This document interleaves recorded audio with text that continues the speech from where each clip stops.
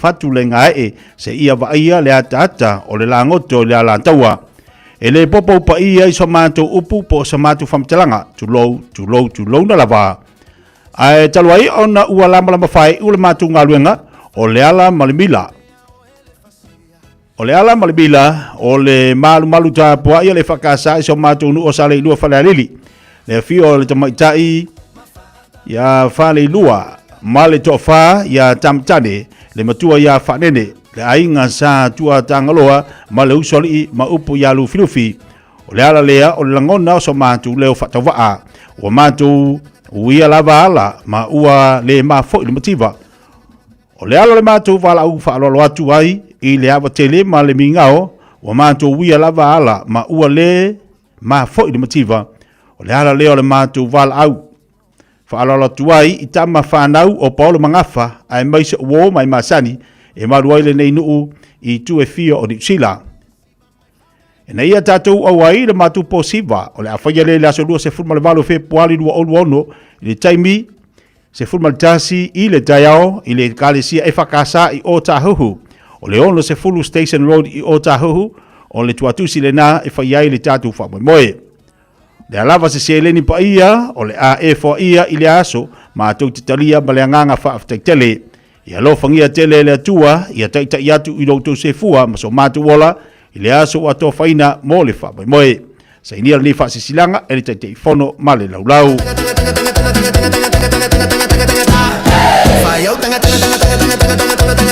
E a whafonga mai la whianga sa le lua o le tātou po siva whai le aso lua se malvalu, aso lua se fulu malvalu. Ia e whaia le ina le kalisia e whakasa i o Tahuhu, le ono se fulu, o le tuatusi ono se fulu Station Road i o Tahuhu, ae o le tu la se fulu maltasi i le tai au whaia le tatu wha moe. Wai vai le uwawe longa tu lava le whato aso sumalua. I ofo fo ia uia se le la longa mai sisi o loka leo. Leo ata tau alanga atu le lei tai au, tau tua na whale alili le tatu wha moe le aso. Le aso lua se fulu malevalu. O soy tua, to e o soy luma, oye. Pauna nei tatu wharinga lau tau no mai runga tatu pakalame. Ia a oe alo i lau taringa sua. I tono al whalainga. I naolo e no whono whai re alu atu lava se ise whaatau se me ai. Whaamalo atu whole mafto me nei tatu to mamtira matu e mauto malau. Ia manai ave tawale wat o mene ave lori, ma ave pasi. Ia po o ave taxi. E o amalatu lancho fo ia vatu de fali e o ala latu malatu me ia vatu de fali e o me ailana o mata pena tina e o ala latu o time ya lai tu wale lori e fai latu tau maftanga e foi lai si ave lori mai si ave taxi mai si ave pasi e ni me ayo malatu de kai o mangi me ai sia la ngai o e o mame ai e manga e fo ia le fali fo ia e ai ila e ai fa tasi maltina pa ko ise le manga yo ko nga loko fifi ise le manga yo ko nga langong kama fo ile le kusa pe mole ya mole ala ai me fali e fa pena fo ile la to le nga lulu tono fa finga luenga ile kai o mi me ai e manga o ya kwa inga susu ia fa ise pu kofe e ku le ile aso pe valu itula e kai o mi me ai se amole alo fa moni mole alofa ele umma mole alofa ele mole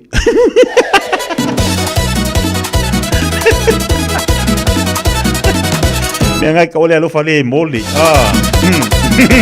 mole alofa ma o ngol sa o nga menga ke le lenga me o yo foi ya Rose le ka ya no se me ai wa foi la ido le ya fa ai ngala fifi ya o soy tua, to e o soy. E kusale le ya mangal malmanga.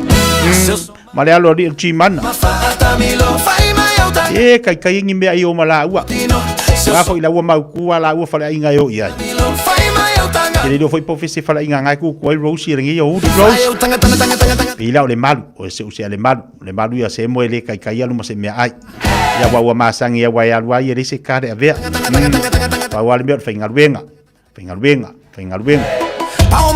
Se kala se kupe makwale ua se kupe ngai ka ole a ole alofa ole alofa ua mau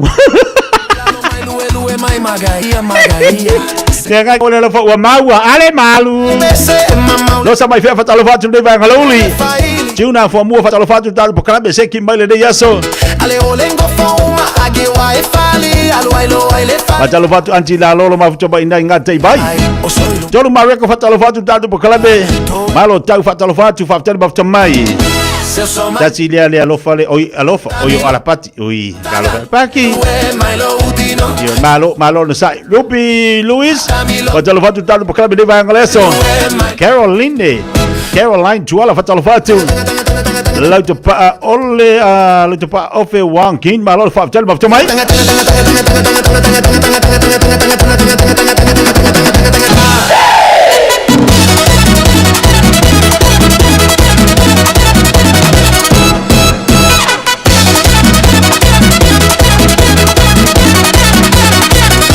Eu sou mailuna, mafata milo foi mai utanga luelue mai. Ya si piloti. Fa mai mianga ka ole lo fa ol vale. Vai utanga ya, ele lo fa. Ele aí pa ole lo fa Rose la ku ili manga ka mai kier ma si me ai. Tolu futebol todo minuto chalo chula chasi. Se vadisio tatu musika wa for fianga la tru ju mangaluenga. Oi anjina lo ole wa oi male pongi kalo vai. Ia se kia ka wa. O fo lo ngai auskaria. Awe ko ya lusa munda. ole ulupo. Ele fa ai longa ina oni ulupo. Ole ulupo lava ole ulupo. Hey ulupo. Ole ulupo lava ole ulupo. Ele fa ai longa ina oni ulupo. Ole ulupo lava ole ulupo.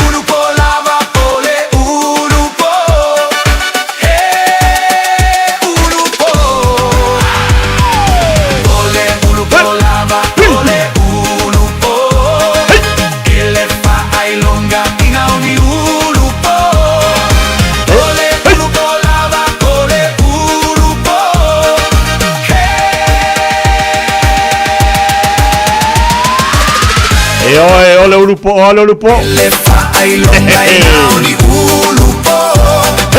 Ole ulupo la. Abaloa tinisio tatu aingo lo mafuta baleva kalauli. Yo e malo le ongosa. Tau lema malo fakten mafuta bai. Pada lo fati apa lepa to mata malo se fo manuia. So si abalcino lo fati brother. Ya to emal fati bale inga. Pada lo fati lo silipa. Malo faktai. Tau lema tau vasa fai mai o lea o lo manino tatu leitio tasi o lo tasi baltasi ile tau langa sala fai. Fai nga mako savai. I love you savai. Jay tau de lei. Ya lei. Lea e sibatu tamaiti a onga fa tai. Luma lo fa lo le musika. Pada lo fatu tatu pokalame fa ala tetia se fo moria de vai ngaleso. Pa fawina malo se fo moria fatalo fatu le si Josefa Jo alo fatu ke. Baba lo se ya Michael ba futa bale de vai ngaleso. Pengai tu tamangalu wenga.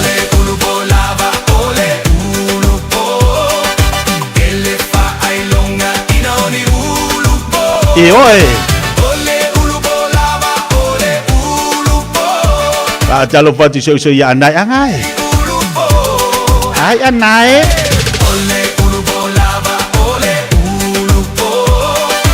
Ele ola kamba ngai le ulupo. Ele ulukula fo. Ba wale ulu ko ulu. Ele ulupo ole ulukula e pa wa ko ulu le ulu.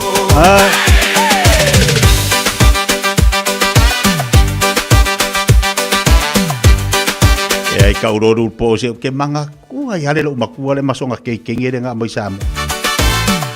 Ba ai la I orki ki la ki. Ai orki ki la ka foi nga pepa. Ai la le si ko inga po nga ve kula la nga le ulo ku fia. Wo ki don ko ru ai fia.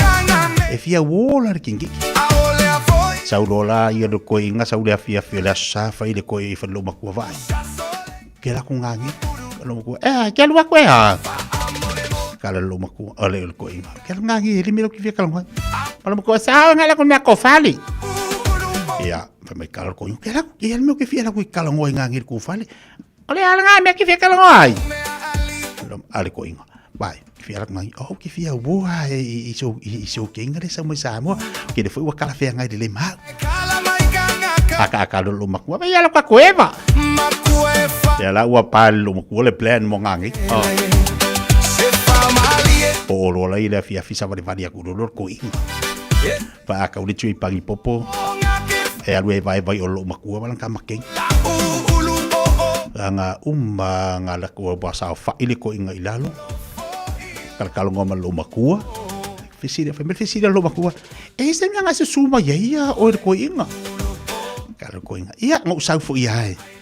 Pais kako kala maka kue vaeva ia la au ku usau vai vai ngo usau ia ke orkinga o ia nga fi kisila fia le ia wo leva nga ma wa fa ilangi wo leva nga ma ni lo makua ia ai ke ia wo ngo ko va ai si o ke le a mai sa mo ia ke do fu kala fia ngai le mo ngi kai ia ma fu nga wo usau le lu fa le wo so li vale mai ka lo makua o se mau fa finge ai ke so mai la kama kengi o le ai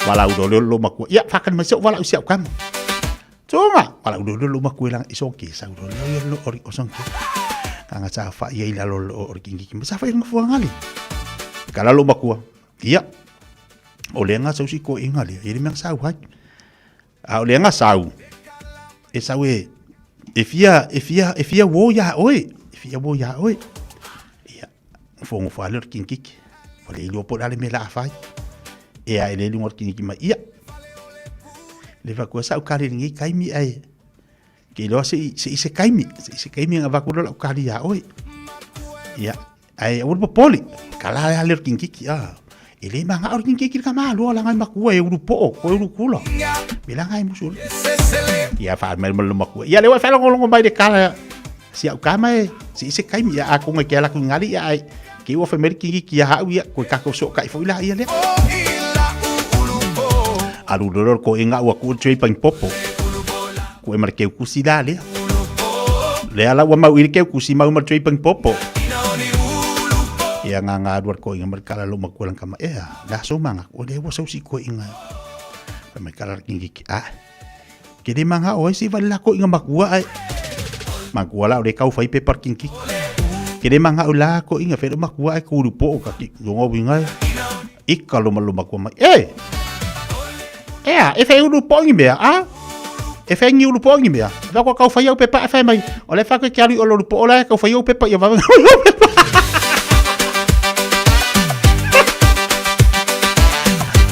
E busur kingi wakula ko rupo. A fe bel kala lo bakua. E fe rupo ngi mea. E fa ya ko kala ko o pe pa ia lo rupo. Ya ma ya foi da wala sida bakua ka ko pe pe pa asian ke ya. Anga mau pe pa ko ki lo rupo la ko pe rupo pe.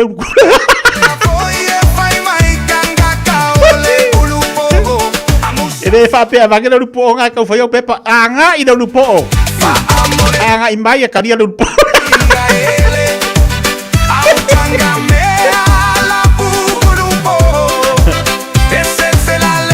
Ya lenga. Ayo. Yang maka ko ngi vai kai mi pi wa vai di makua malai ki a me fo ko ma ko wa ko.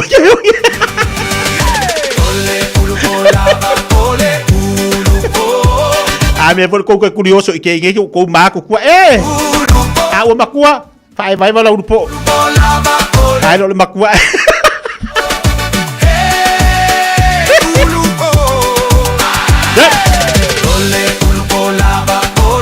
Wa fe kama ki o si vai nga. E lai ki wa va venga po o ma ulu kukula. A lo se le pulo. Yang mere o va venga kula lo do pulo. O ki koi pulo. O le si ngal fase fu ka usanga wa va venga po lo ya. Ya wa mo kula ulu po lo.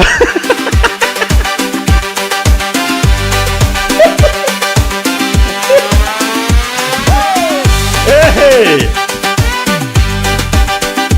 Pabalot so ya tasi ya kalau vai so mafuta ina cleanliness mal fatu balenga pa lo fatu foi ya ile tobaya salam al fatu ya folole mai la to malavalo mafuta bai lunga tatu bakalabe ele fa peanga o fa foi mo ka kol kamalo lukura mo po oile ai la foi mo samunda makwa pa kamanga samunda Langa i vinga fu lu. Ele fa ai longa ina oni ulupo. Ole ulupo lava ole ulupo. Ya. Ulupo. Ole ulupo lava ole. Le talo faloto. Le yes. Longa ina oni ulupo. Ya me voy fui mo ulupo ole mo se video. Se lo ufefe ngi ya kanga kasuri o kowe apo wa ko kanga fili liu winga le pese ya se bela ko ni wifi winga le pese la ko ya se bai tatu faringa tatu atu lola ia vatu lui tau falanga Talofa, we're the Katinas, and you're listening to Radio Samoa on 1593 AM. Fire and Emergency New Zealand advises that paid firefighters will stop work for 1 hour from 12 p.m. to 1 p.m. on Friday, 13 February. During this hour, fire and emergencies response in some towns and cities will be delayed. Please be careful doing anything that could start a fire. Do not leave cooking unattended. Remember, if there is a fire, get out, stay out and call 111. For more information, visit fireandemergency.nz.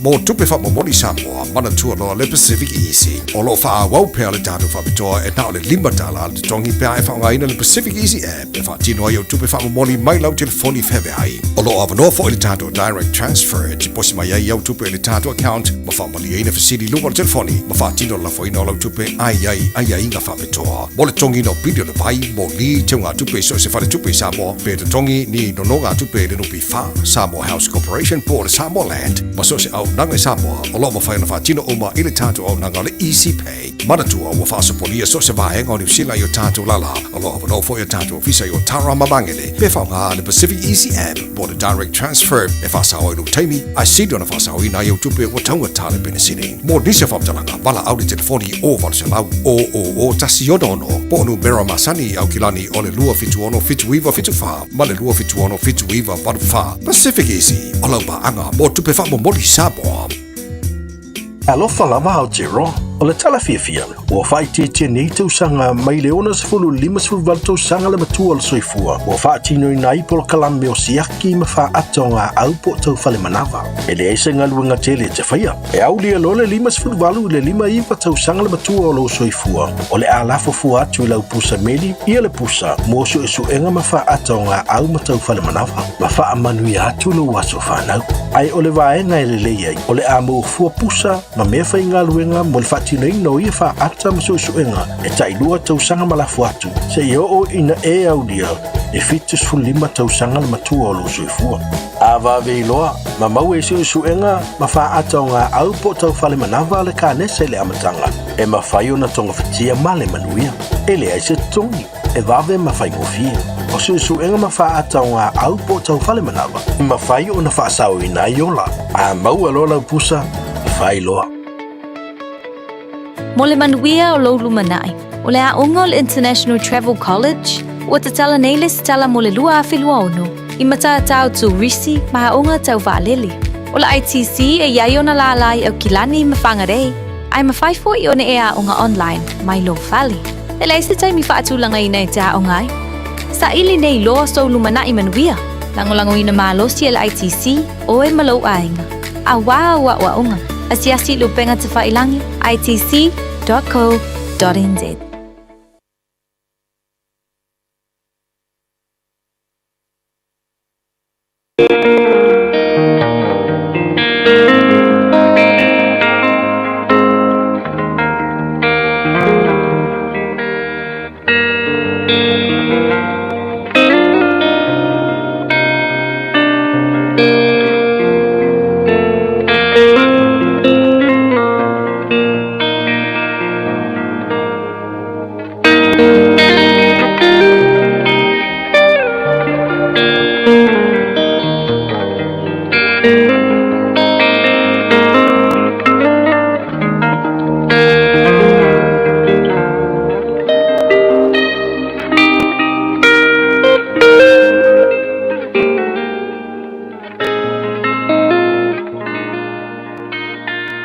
Lui tau, mō le aso. Ngase o le mawhauwhau, ma le whaatuatua. Mental health and faith. Whailaunga, lona mata upu mua, o le foi upu e lua, ma le foi upu e tolu. Ua whaapea mai le whailaunga. E matua whaatauwa. E matua whaatauwa. E matua whaatauwaa mea umalava. Sea se mea e maua le tangata i ana ngāluenga. E ti ngā ai o ia i lalo o le la. Ngase o le mawhauwhau ma le whaatuatua. Mental health and faith. Whai mai le vaai a solo mona i le ōlanga. E le ai loa le atua mai i lou wola. E maua oe i le ngase o le mawhauwhau ma le whaatuatua. Ma e whaapea i wholoa lea i lou loto. E whaatauwaa, e le aise winga o le olanga. O le poto ma le atamai. O le oa ma le tamao ainga. O le pule ma le mamalu. O ngā luenga ma tāpua inga. E whaatauwaa mea umanei. Pe a le ai le atua i le o ngā totonu o lou olanga. E le aise winga o le olanga. I le vaai wha le tangata. Pe a le ai lou atua. Ona e ngase lea i lou mafaufau. E toe ngase i lou whaatua. Samoa e le ai loa le atua i to tonu o lau whainga malo. E le ai loa le atua i to tonu o lau tapua inga. E le ai loa le atua i to tonu o lau nuu ma lou a inga ma lau whanau. E le ai loa le atua i to tonu o lau ngā luenga. E ngase i lou mafaufau. E toe ngase i lou whaatuatua. E tā ua tele i le soifua. Ma le ola o le tangata, ai o ngā to tonu ai le atua. O le fofolena, o le ngase o le mafaufau, ma le ngase o le whaatuatua, o le atua. Nā o le atua, e le lei ai mea uma. Tō tele tangata i nei aso, ngase i le mafaufau. Toe ngase i le whaatuatua. E mafua, ona ua le ai le atua i to tonu o le olanga. Whai mailoa, le mafaufau ua ngase. E whaatau waa, e le aise winga o le olanga. Samoa, ia tuu nei le atua i le o ngā totonu o lou soifua ma lou ola.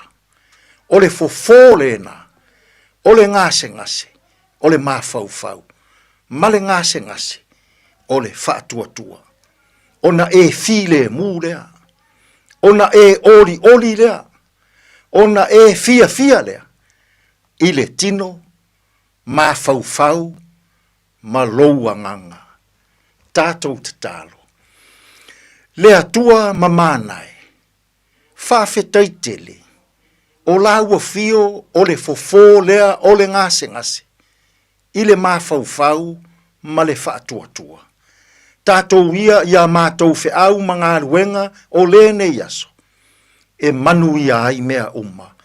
Lou lava suafa Yesu lo mātou alii, ma lo mātou whaaola, ua mātou te talo atua i nei. Amen. Radio Samoa, tasilima ivatolu. Amo. Radio Samoa, tasilima ivatolu. Amo.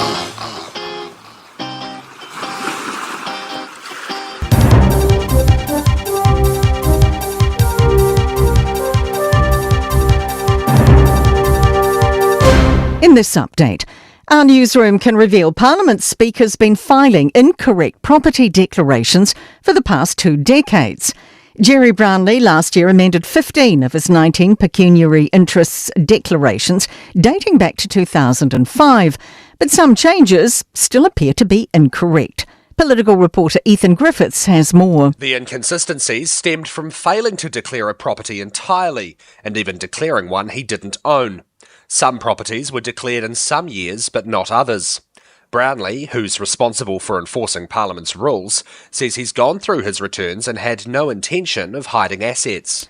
The French company operating Wellington's wastewater plant is facing multiple lawsuits overseas relating to maintenance failures.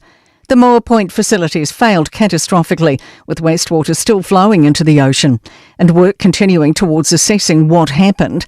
Tobias McIntosh reports. French company Veolia reached a $53 million settlement last year with the US state of Michigan over lead-contaminated water. Veolia is embroiled in several cases in California relating to untreated wastewater flowing into the Pacific Ocean and Tijuana River. It's claimed no wrongdoing. A Christchurch Catholic boys' school was alerted to allegations of sexual offending by a priest nearly 20 years before his conviction. Rowan Maxwell Donoghue has admitted targeting boarders at St Bede's College between 1996 and 2000, particularly homesick boys. Jamie Cunningham has more. Rector John McDowell says police have recently confirmed the college had previously been notified of concerns about Donoghue. An investigation is now underway to determine what was known and how it was handled. McDowell says he'll be appalled if there was any failure to act. Donahue will be sentenced in May, and that's news. In sport, Manchester City have kept the pressure on leaders Arsenal in football's Premier League. A 3-0 win over Fulham takes them within 3 points of the Gunners. City boss Pep Guardiola's assessed a match where all 3 goals came in a dominant first half. In the second half was not that because they make a step up. They were more aggressive and after that, but in general it was really good. And the first half we were in one of our best by far. Liverpool won 1-0 away to Sunderland. And confirmation returning all-white Sarpreet Singh will suit up for the Phoenix for tomorrow night's clash away to the Western Sydney Wanderers. Kelly Brazier's announced her retirement from international rugby. The 36-year-old played 18 years at the top level. That is sport. I'm Raylene Ramsey. Hey, hey! Oh.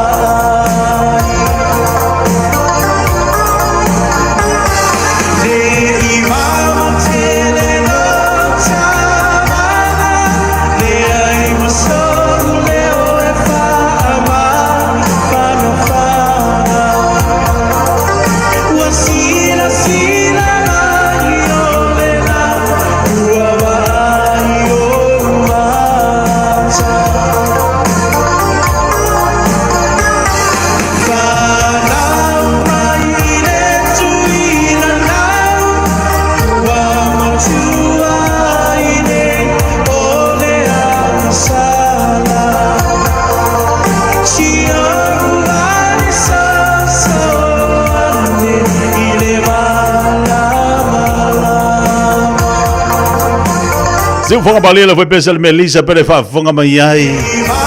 Ele toanga ia to le tatu a tinu u am tari o tiu te mangaru nga to tole ne yahuli. Pai le mula ia ngaru nga to tole ne yaso. Ila to fole na wa la mala mafai ngaru nga. O ila to no suwa ile va vea am tari ia la to ngaru nga. Le fu amata na mana bangaru nga le yaso. Pa malo atu po kalamber fifi mai ya te utou. Ma tanto lungo lo solo ngale mamanwia. Ne yaso ile lo folele i. Toi fa malo atu nei tatu matu mo te malawa te mamatina. Pe lava nei te mafuta mai ai. Alo fangi fo ele tua ye fa muriati ya te utou mo tampo inga ile ne yaso. Sunga fa fenga inga. O tau fa tua. A fionga patele o te matisa. La to lo vala wina ngalu nga ile iso se to vine. Pa talo fa fa malo atu po kala me ya te utou. Lungo perat fai lagi per fata si mai ai kasi leta faiane fa ter mafta mai mai le fata si mai na Japani fai si malulu testi va fata lo fatu kempo au Italia pa vitar mafta mai lungo tatu proclame tau lemba tanu vasa malol se fomoria mo moleato lo anga se tina o tayala o lo ave siana fanau le onga ina isa longa pa pe fusia matu tamai tawali ifiso o lo falongo mai ia ilungo tato proclame ilungo tato wana leo ilungo falolo o le YNY o lo eva tuai ia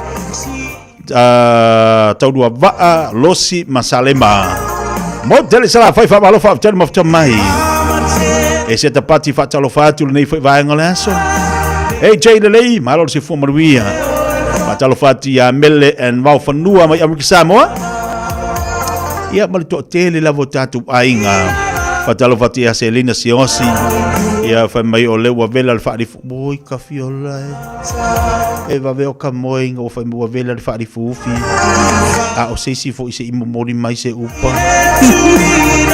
fa mo wa ye mal falai ma mo yo na tafa ia Malekoko Samoa wa vela le fadi fufi male falai mamoe wa ye Malekoko Samoa kai amu yoko leva polo Pauli Yoelu unga po fatalo fatu pena fo ya pena sae ma vutatu nei Hastings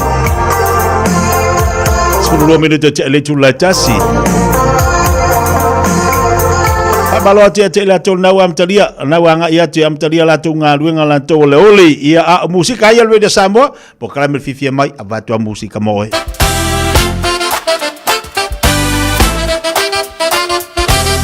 Mario le sawo le lale ni oli la le kongi fa forkanga me alua ko me fa malu ele a ko ma lunga ilunga alua to me ia fu male tato palankeke alua to mata olena Olo moito no fale ai fa foi fa lai ma fa savili Piti awe sau e ai au popo au ma ona sali ma fa fa o tonu ole ato Piki awe sau e ai au popo au ma ona sali ma fa fa o tonu ole ato Oile aso sau piki uaiva Oile aso gafua sau piki emu ole ua Piki awe sau e ai au popo au maona sali ma fafau i totonu ole ato Piki awe sau e ai au popo au maona sali ma fafau i totonu ole ato O ile asolua alu piki su esona to alua O lo ile asolulu sau piki eve ke ole ulu Piki awe sau e ai au popo au maona sali ma fafau i totonu ole ato Piki awe sau e ai au popo au maona sali ma fafau i totonu ole ato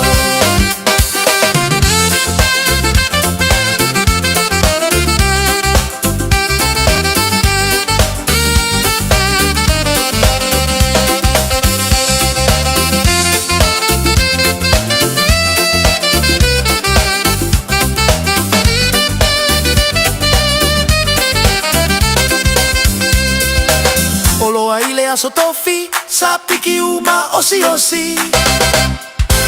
Oile aso faraile o piki na yele maile. Piki awe sau sau e ai popo popo wa uma ona sali mafafau i totonu ole ato.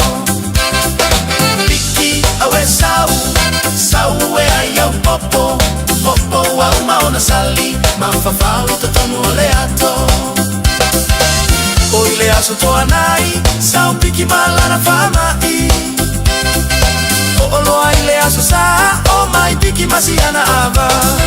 Piki awe sau sau e ai au popo popo wa uma ona sali mafafau i totonu ole ato.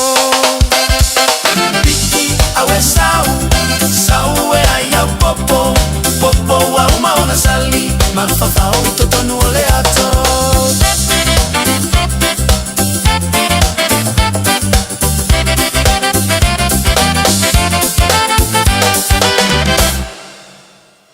Here we see penguin behavior. Eva mai pea I the radio kasi lima I wakolu amo. Au ngate sunga mo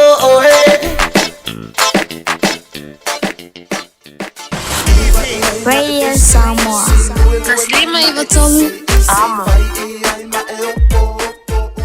Ua whaeloa mai ala official le tine mu ma whalawalawe te tupu whaafosei. Fire and Emergency New Zealand o le a le ngā lulue mo le tasi le itu la sui tine mu mai le se fululuanga e le tasi le awoli I le aso wharai le aso se fulu ma le tolu o Februari. O na o lea tūlanga o le awa ai ai le whaatuai o na tali atu o sui o le ofisa I ni wala awe o mai o le whautuanga mo le tōtele I a whae tete o na whaatino ni vaenga o no tūlai mai eini mu. Tautua nā ngā sesenga o mea taumafa ia awa le tūla fua ia ma na tua a whai e tūlai mai se mu ia vave alu ese mai le fale ma vili le tasi. Asia siane le I tūlau o le fireandemergency.nz moni whaamatalanga e tūsai ma nei fuafuanga. Got something unusual to get rid of? E-waste or a hazardous or random item? Don't just chuck it in the bin. Find out where it goes at aucklandcouncil.govt.nz/where it goes. Tāmaki Turiki. All together, Auckland. Ua mawhainei o na whaatau wantu top up ale Digicel I lunga o le upenga ta whailangi ale ClickX Pacific. E mawhaifoi o na lafo aise leni I le MyCash ale Digicel I Samoa. Tonga Fiti mavaruatu I le na o le 5 ta la. E le leile reiti aso taitasi ma e whaingo fie foi o na e listalai. Asisiane I le clickx.com e lafo aisau top up ale Digicel. Pe lafo I foi sau tupe I le MyCash ale Digicel Samoa. Tonga Fiti mavaruatu. Morisi whaamatalanga wala au le olua tasi 5 tolu fafa. Olua tasi 5 tolu fafa. E te manae maua se luma nae manuia o la wata li I polo wa whawhine. Ua se fulu nei tau sanga o whaatino le Pacific Advanced Secondary School lea au nanga. Na whaavaile nei a onga e Sir Michael Jones. E whaonga I nae ngana le Pasifika I le NCEA. Maua fua o fua o ngā toe lea ni pilia o ngā. I le tau sanga lua o loa whana maua lunga I le whai numera o alonga whana wale pass na au sia tongi e ulu whale ai I le universite, po le university entrance, I le tele o kolisi I au kilani. Ua uti awa noa mo le lua o lua ono, mo nisi whamtalanga wala au loa le pass I le ovar se lau valu o fitu lua fitu fitu, ovar se lau valu o fitu lua fitu fitu.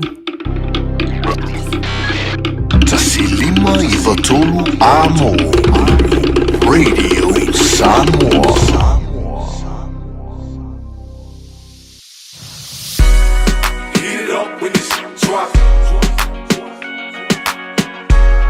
Heat it up when it's drop. Heat it up, get it up, keep it up there.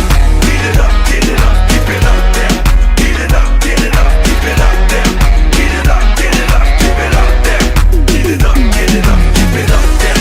Heat it up, get it up, keep it up there. Heat it up, get it up, keep it up there. Heat it up, get it up, keep it up there. They get like you got a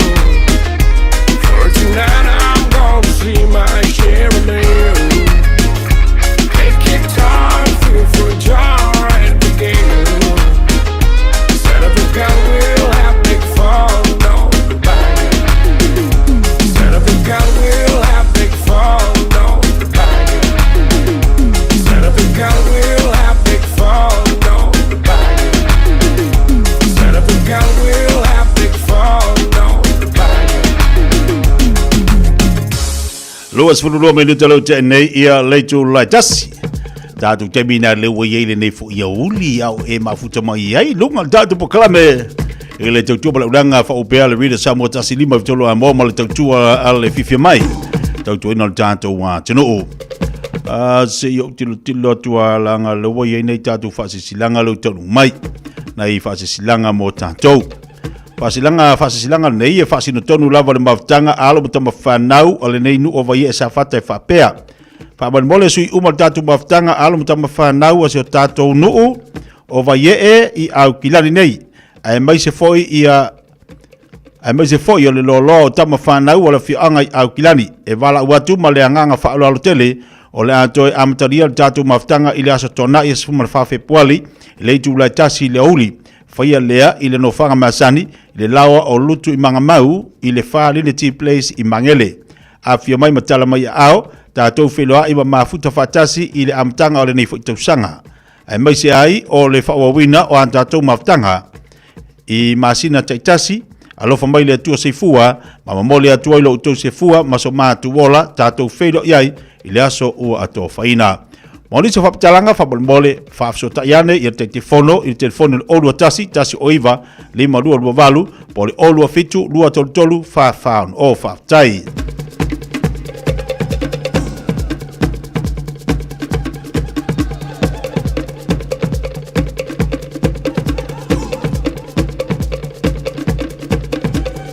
O le whasilanga le nei i le awa tele ma le whaaloa le whasisila tuai. I le pai maulunga o le tātou nuu o so la ua, a wale fio o tāngalo matua o le tāpunu uso lii, tau maupu, ia matau ma whaalofi, ma lau fitalainga pupolii, ia o tauto wha, lo o tauto wha, ia lo tauto lua, male mamalu, ia so la ua. Ina ua tusai, ma le tofinga o le pule nuu o so la ua ma sauni atu. E fonga ina ai lo uto paia ma lo uto mamalu ma ulunga e whapea o le awhaia le tātou wholutanga i le maonta le tātou nuu i pae lei ma vai tawae i lei tu lai iwa tots football awhari iwa le tai au o le aso tona i sumal whawhe puali. E walo atuai ai umaso tātou nuu i so la ua ma se a sauni atu na ia awhia mai ma tala mai au tātou awai whatasi i le tātou wholutanga. Mo matai uma o se tātou nuu na whaia la atu sa whai. Ia whia mai matala mai au malawi i po lau taunga. Tātou whaasoa matala le tō wha ma le whautanga i se awala e manu ai le tātou nuu i so lau ma sauri atu. Tau mua atu le tua i lo utou se fua. Tātou whera iai i le aso ua ato whaina whaftai. Sa nia li whaasisilanga e pupuali i whale whanga se yuli.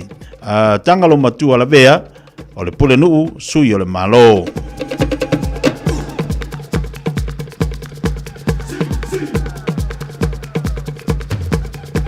Tasi tātou whasilanga nei o lo mau pēr tātou tusel wafi filima tātou tusel songa. Tātou ofisa i le lua pātolu, tolu pātolu ono Hopola Avenue nei Manukau. Fitu sultala halo whatawinari tātou tusi. Whaia na wala umali tātou telefoni lua ono lua tasi lima tolu lua ono lua tasi lima iba tolu. Mo ila tau e fia oka ni alatu tusi lungo pengat whailangi, tanga yana i le shop radiosamoa.co.nz. Pauna ina i tātou whasisilanga, leo tanu umai lungo tātou poklame whaifo intu inatu mo le nofsi le fia tātou watanuu. Iei ila tau la ngafa mfortanga i whaingol vaiaso lantou, ia pia fo inisi o furtanga a ainga, mafutanga nuu e kalisia. Ia la lava si le fia to telo le tātou watanuu.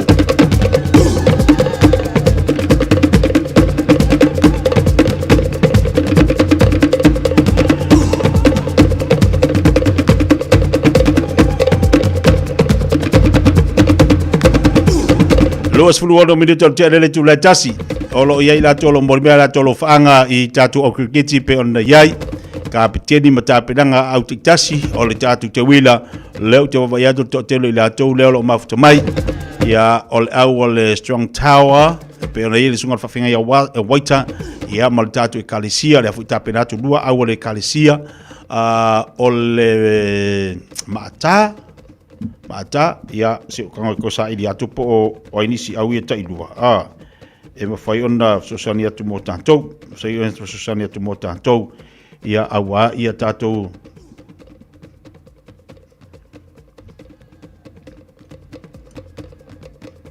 Mō tātou au ia whisiringi mai tō telo tātou atunu, o nisi o tātou au le te wawai ati iai, o sa mai ia, whamara mo lea please.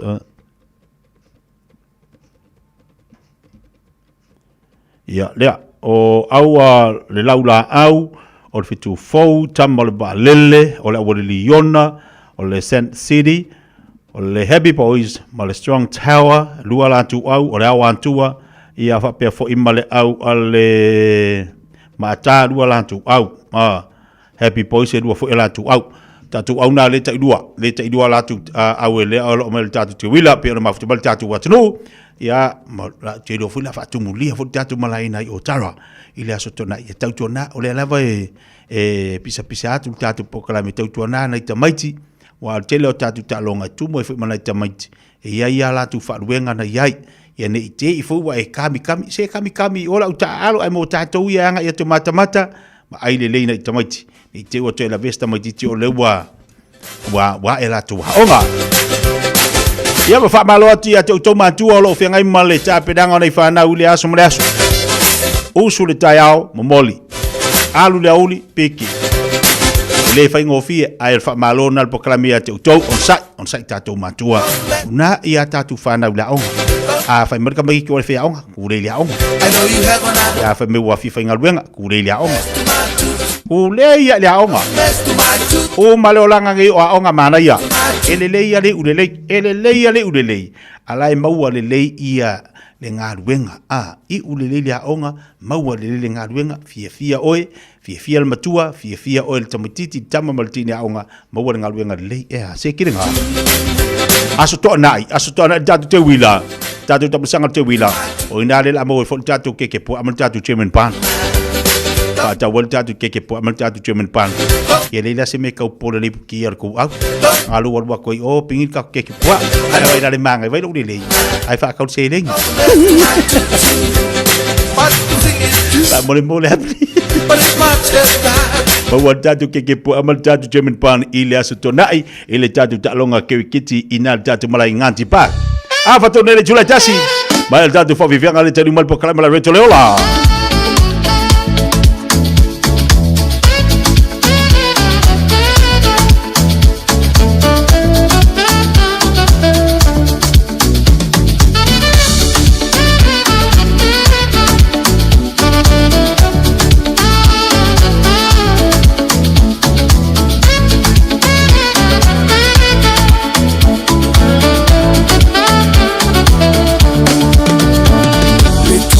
Tulolima seilongo atasisiva maoe ile neipoila mushika wa malietele sisiva mapepese otama mateine lelelele feita maitagata fai mai oteleaga say sorry oh iga oleolaga fesui ai mai ofainga esauma ile malaya alaki foi nai ainga ele lava le olanga pe a fai male file mule ai se bevesi o tangata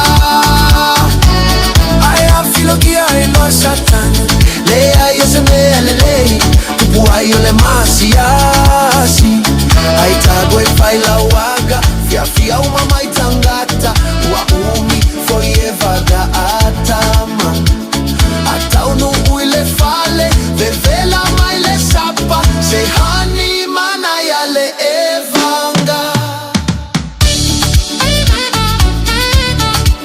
come on let's go shiva mai sawi aluyai le pole asotonai fe au fanatinati le social pe vai le cala le leila vale eva ma ave saupa anga e wosi masiva le shala la la si va fia soy a leona tele de teva peita poi la uteina se vale pe ale I sauta vale po sei si e momolio e le vale ele le lava le olanga pe a fai vale file mule ai se bevesi o tangata ai a filo che ai lo satani le ai o se mele lei tu puoi o le masiasi ai tago e fai la waga fia o mamai tangata wa umi foi e vaga atama ata unu ile fale de vela mai le sapa sei hani mana ya le evanga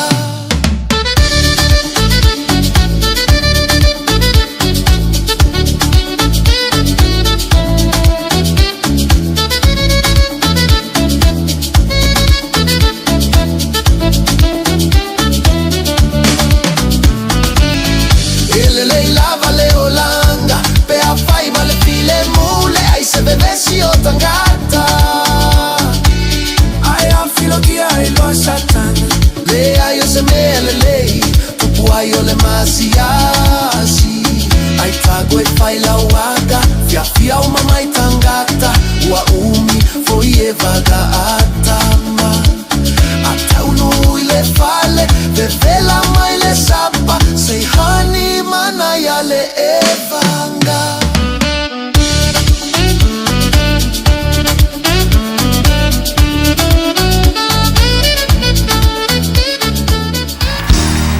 bread of life sent down from glory.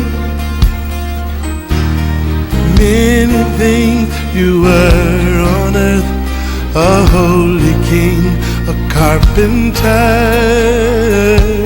but you are the living word. Say it now.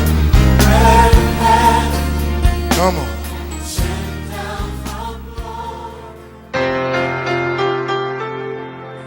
Au te fie whawhiloa I tato tunu ule ne fo yaso I le rofo le tua ma tato por kalame o le arbeto leola.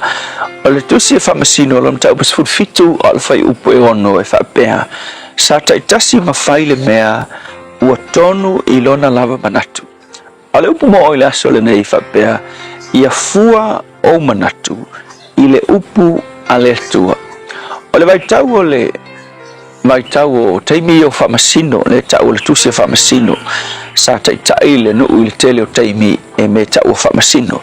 O se vai tau le mautonu o tangata o le nuu o Israel, ona ua le ai se whaatula ngana le lei, whaale anganga, e muli tai ai le nuu, ona ua le ai se upu le tua, e tai ala ina ai tangata, o le mela ua tupu, ua fai mai kala kuspaia ua taitasi loa le tangata ma fai le mea ua tonu I lona lava manatu a whapeke wa ai tu si le whamasino o le ali so o mai al foi taulea ua fai loa le kangaka le mea u mangaku I whaia e tonu kai peila o le tala lea e fai taul mata upules fulfitu le tala le tangata ngoia a e tangata le ia mika malona ainga o le makuase se o le whaakula nganga whaia I lona ainga so o le ungala ao olo ina whaia ia le mea manatu I fo le tangata ia wakai peilo le mea fo le kala masangi le masangi ka ko whaalonga whapea ia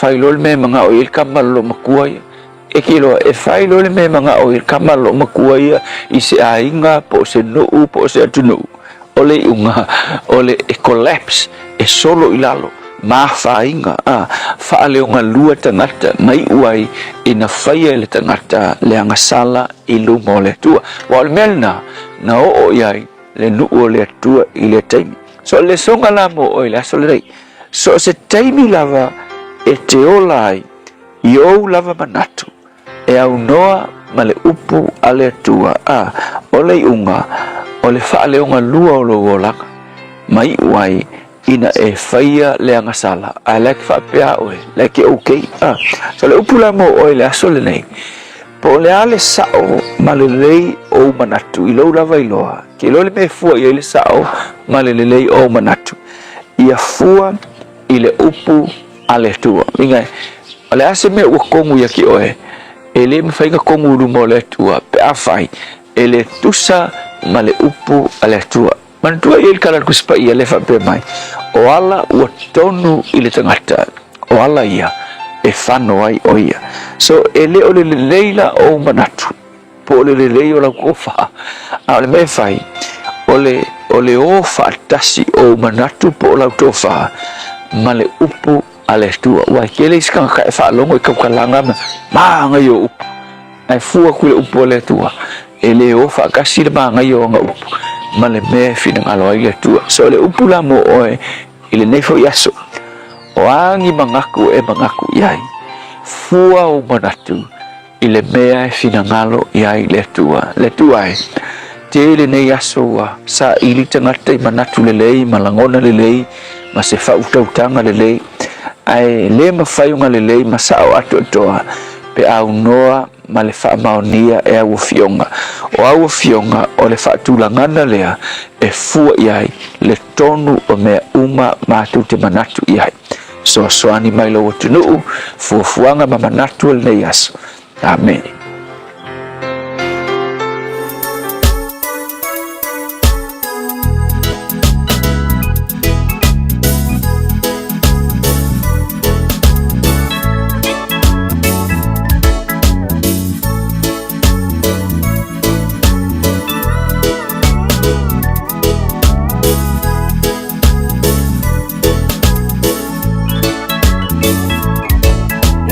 Happiness and joy, it's in my life tonight.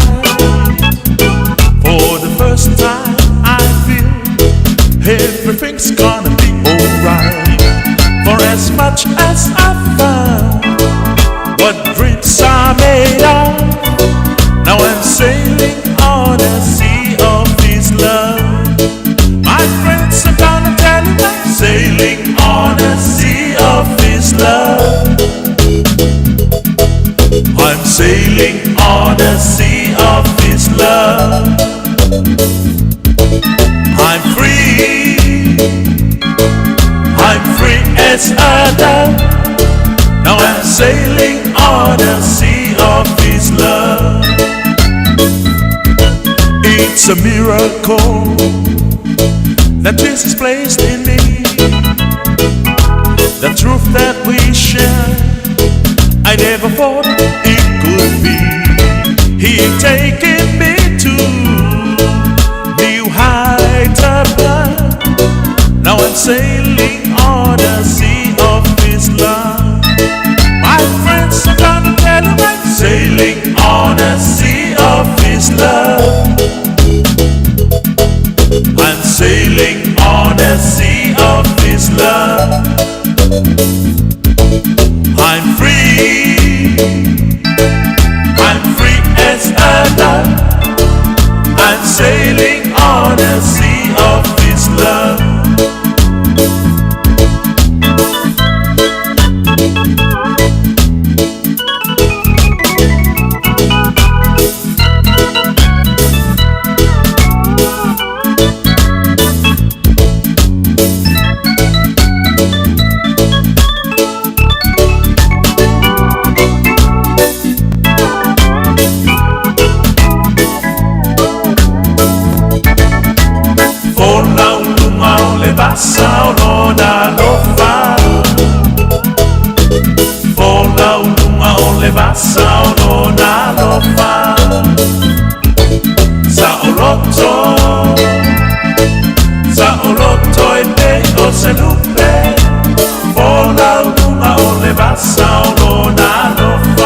My friends are gonna tell him I'm sailing on a sea of His love.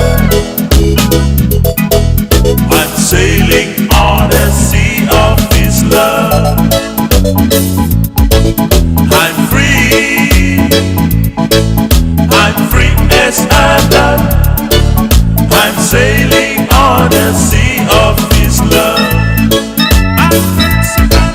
I'm sailing on a sea of His love. I'm sailing on a sea of His love. I'm free as a dove.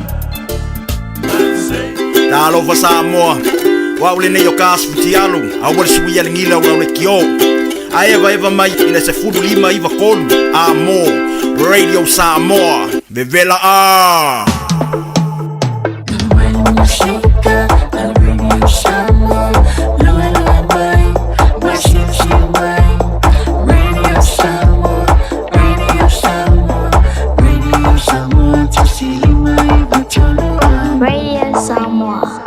Fire and Emergency New Zealand advises that paid firefighters will stop work for 1 hour from 12 p.m. to 1 p.m. on Friday, 13 February. During this hour, fire and emergencies response in some towns and cities will be delayed.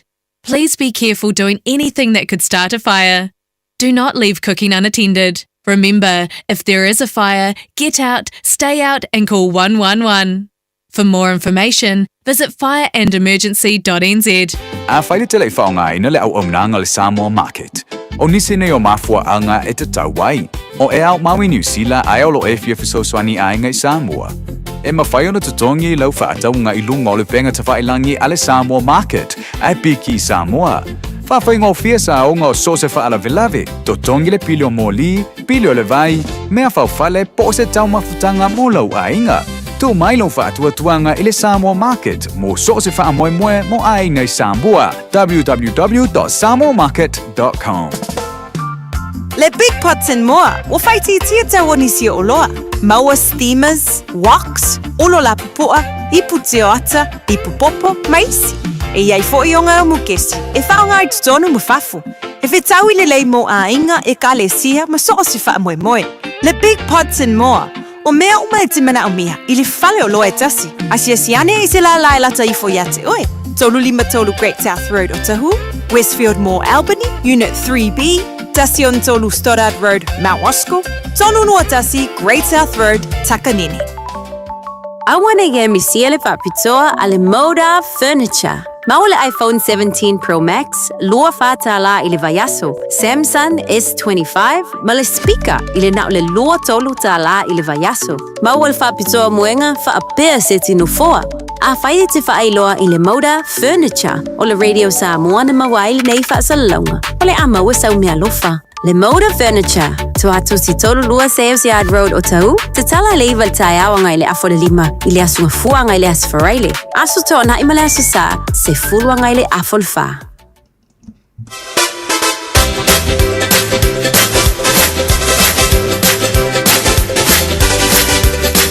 Tai bele wati le wata sifuma 5 minuto talo le chula lua.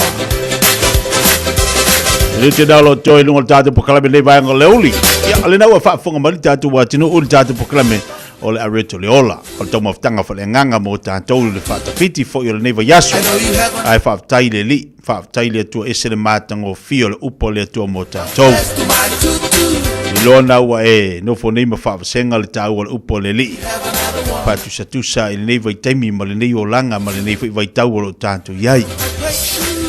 Tau le fionga le tua e tau whanu tātou manino iai, ia tau whanu tātou loa le lolo marsua malio le upo le li o tātou loto.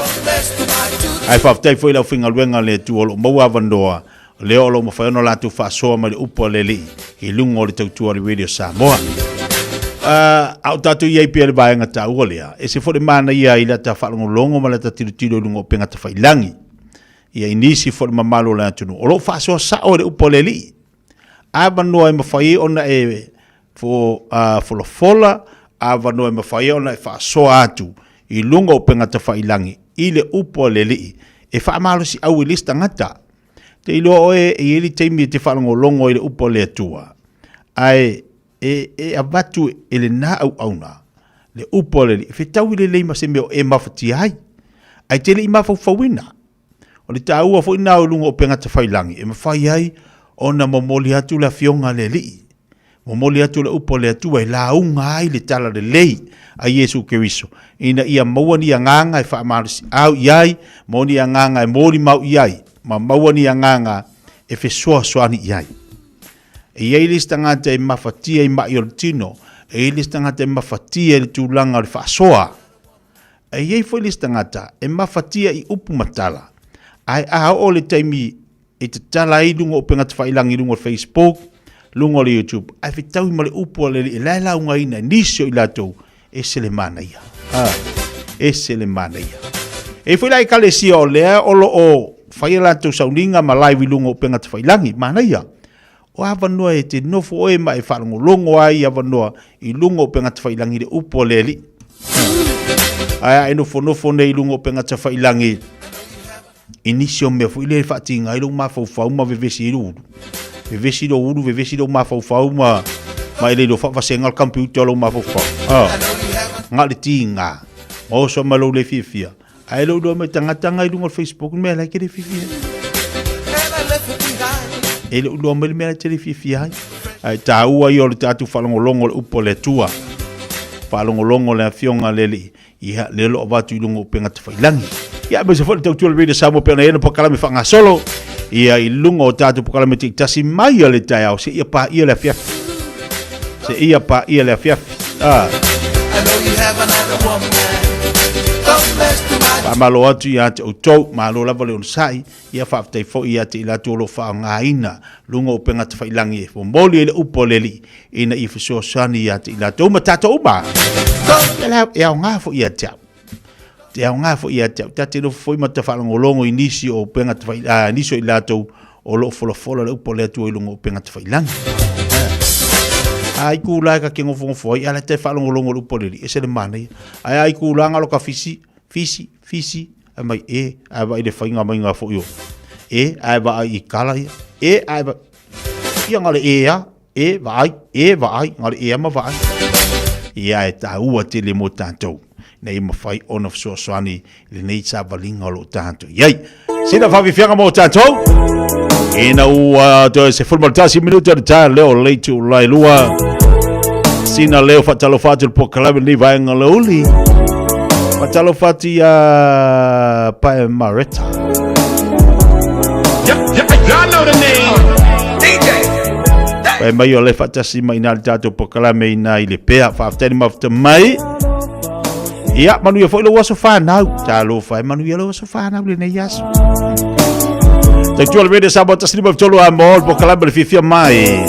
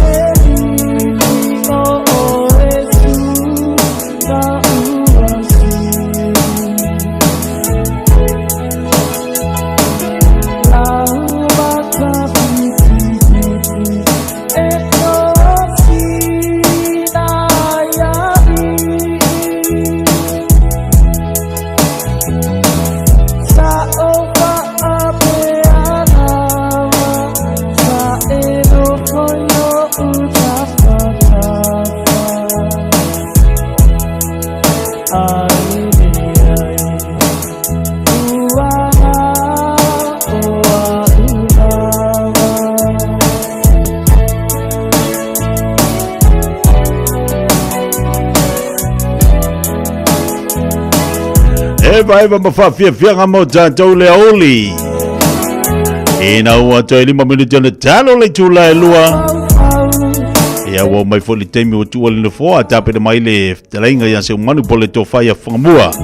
Pa au tātou po kalame se pa ia staimi o le afia na nei. Tātou toi whilo ila soa taia uni ngalo tātou sumpo lea soa taia o lona asfalaili. Tau alunga i tiu te mga luenga malnei va yaso. Ai le anga le o le tu ia te autou manuia tele fo fanga o to le nei fo ia so tofi ia mai se la to lo fanga i tu te manga luenga tamam tina fa te tele la vo la tapo inga ile so mai se fo isunga fa fengainga ma lo le tatu watunu ma le tatu maftanga pe ona ile nei ia so tofi tatu te felo la sa tayao alo fo tele atu tie tie mal po club fifi mai so fo mai manuia